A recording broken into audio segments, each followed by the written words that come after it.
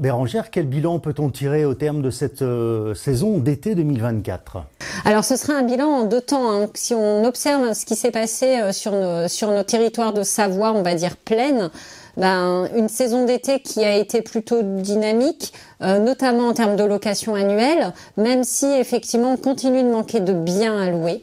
On se rend compte qu'on a plus de locataires potentiels qui viennent chercher des biens et sont à la fois des étudiants, mais aussi des travailleurs qui veulent venir s'installer dans nos territoires, et on n'a pas forcément les biens qui répondent à leurs attentes. On observe un taux de vacances qui est relativement faible dans la mesure où effectivement les biens sur notre territoire restent attractifs. Concernant la location saisonnière et touristique sur la plaine, on a quand même beaucoup de monde qui vient de plus en plus passer des vacances au bord de nos lacs. Donc du coup, mais on n'a pas tant de biens que ça à louer, en tout cas dans les agences, puisque une location estivale se fait probablement est moins rentable ponctuellement quand on loue quelques semaines l'été au bord des lacs plutôt que l'hiver à la montagne. Voilà. Et on observe par contre, et là c'est un des points qui peut être marqué, c'est une baisse régulière et de plus en plus significative de la recherche de séjours pour les cures thermales. Il y a un taux de remplissage des thermes qui n'est pas au rendez-vous par rapport à ce qui se faisait avant Covid, et aussi probablement une diminution de l'intérêt de venir passer 3 semaines pour faire des cures. Donc ça, c'est ce que l'on peut observer. Alors concernant la montagne, on a un bilan qui est vraiment mitigé par rapport aux 2 derniers étés. La raison principale, et que l'on imagine, c'est premièrement, c'est la météo. On a eu un printemps très humide, très pluvieux, et effectivement nos clients touristes même de la région qui venaient passer des grands week-ends à la montagne pour profiter de l'air frais, ils sont plutôt allés, j'imagine, au bord de la mer ou dans les terres où il fait plus chaud. Et donc on a observé globalement sur toute la saison une baisse d'environ 8% de la fréquentation, avec un point très très important et beaucoup plus important sur le mois de juillet, où là vraiment on a eu un très faible remplissage. Ça s'est compensé sur le mois d'août, parce qu'on continue d'avoir des clients qui sont intéressés par profiter de nos montagnes pour faire de la randonnée ou pour faire des activités. Clairement, les stations qui proposent des activités estivales, on parle de Tignes, on parle des Arcs notamment, ont attiré beaucoup plus de monde, parce que effectivement elles proposent des activités pour les familles, pour les jeunes, et donc du coup tout le monde s'y retrouve pour s'amuser à la montagne. Alors on va parler de la transaction maintenant en Savoie. Quelle est la tendance en cette rentrée, en cet automne? On sait que le premier semestre 2024 avait été un peu compliqué. On a eu très clairement, avec la dissolution de l'Assemblée nationale, un arrêt complet de l'activité de transaction dans le neuf comme dans l'ancien. On n'avait plus d'acquéreurs, on n'avait plus de contacts. Avant d'avoir des acquéreurs, il faut déjà avoir des contacts, donc on n'avait plus de contacts. Et là, ça a été vraiment marqué.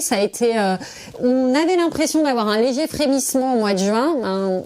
La dissolution nous a vraiment arrêtés, et on a senti un redémarrage tout doux de l'activité après les élections, et surtout à partir de la deuxième partie de juillet, mi-juillet.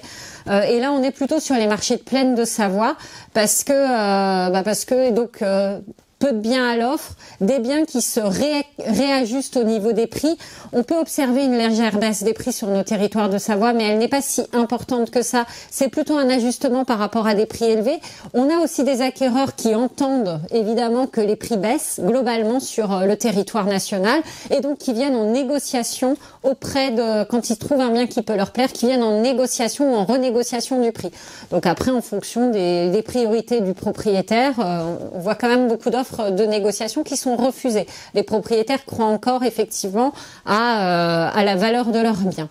Voilà, donc c'est plus des ajustements de prix sur des biens qui n'étaient pas au juste prix, ou pour lesquels il y a beaucoup de travaux à engager, liés probablement au DPE quand ce sont des biens à la location. On continue d'avoir aussi des propriétaires qui nous confient leurs biens à la vente parce qu'ils les sortent de la location, parce qu'ils estiment qu'ils ne vont pas pouvoir financer les travaux pour les mettre aux normes. Voilà. Alors là, on est sur le territoire de la Plaine, avec un marché qui est vraiment lié à la crise de l'immobilier au niveau national que l'on observe depuis un moment, avec ce cercle non vertueux qui consiste à dire qu'il y a de plus en plus de difficultés à sortir les opérations de promotion immobilière neuve. parce que on sait que les prix sont élevés, parce que on a perdu les investisseurs qui remplissaient 30 à 40% de nos résidences pour pouvoir se faire pour se constituer un patrimoine, hein, soit pour leur retraite, soit pour financer les études de leurs enfants. Et donc on a du mal à compléter la précommercialisation attendue par les banques pour pouvoir démarrer les travaux, ce qui fait que ce marché étant vraiment verrouillé, on perd évidemment des biens à la vente, ou des acquéreurs potentiels qui, ne trouvant pas le bien qu'ils recherchent, ne bougent pas. Donc on a un marché qui est vraiment lié et verrouillé par rapport à ça. Et par contre, en montagne, la résidence secondaire, l'achat plaisir est toujours aussi dynamique. On l'avait observé cet hiver, qu'on avait eu une très bonne saison d'hiver en transaction.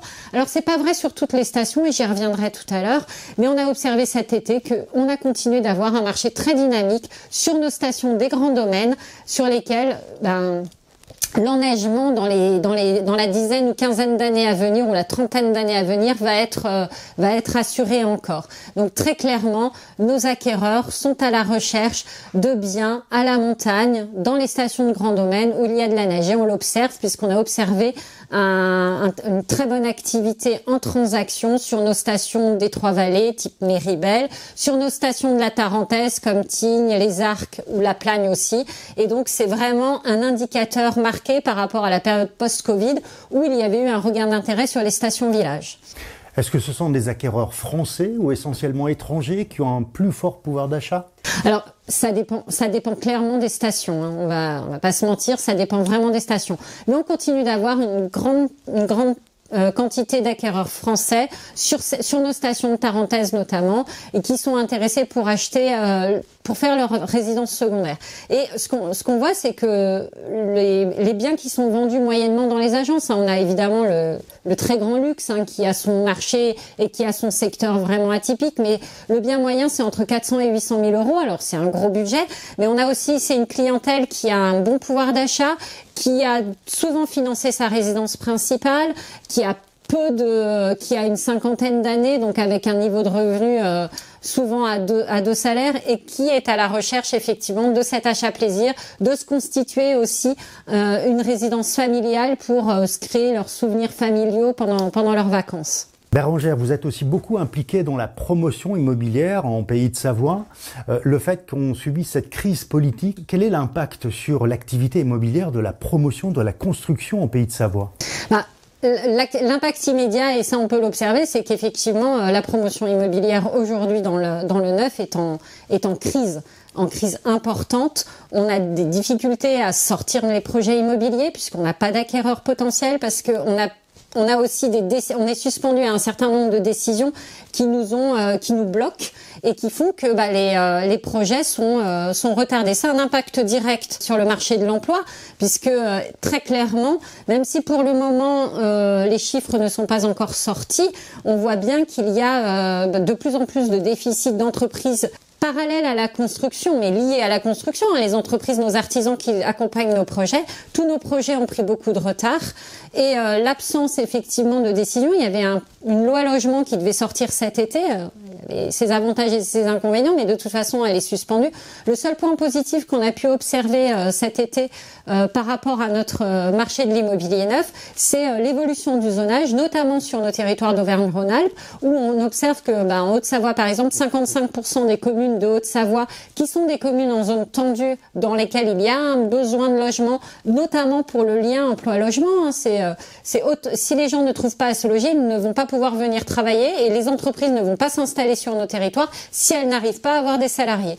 Et donc 55%, en Savoie c'est un petit peu moins, mais on a nos principales communes du territoire de Savoie qui ont bénéficié de cette évolution du zonage.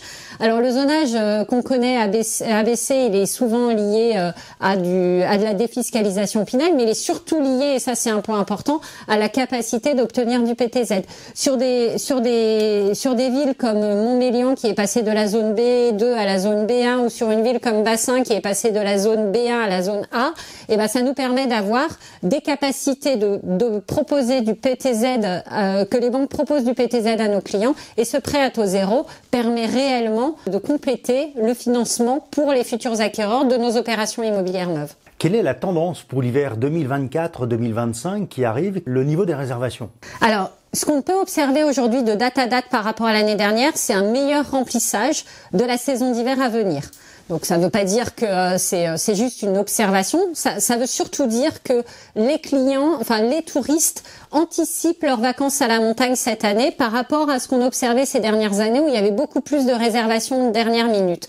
Ce qu'on peut observer, c'est que la période de Noël, Nouvel An, qui est plutôt bien organisée par rapport à un calendrier scolaire et par rapport à un calendrier de positionnement de ces jours fériés, et à un remplissage qui est cohérent par rapport à ce qu'on a l'habitude de voir.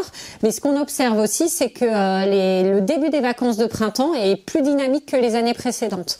Donc les réservations de début des vacances de printemps attirent du monde, alors que très souvent dans les années précédentes, on voyait ce remplissage vraiment à la dernière minute.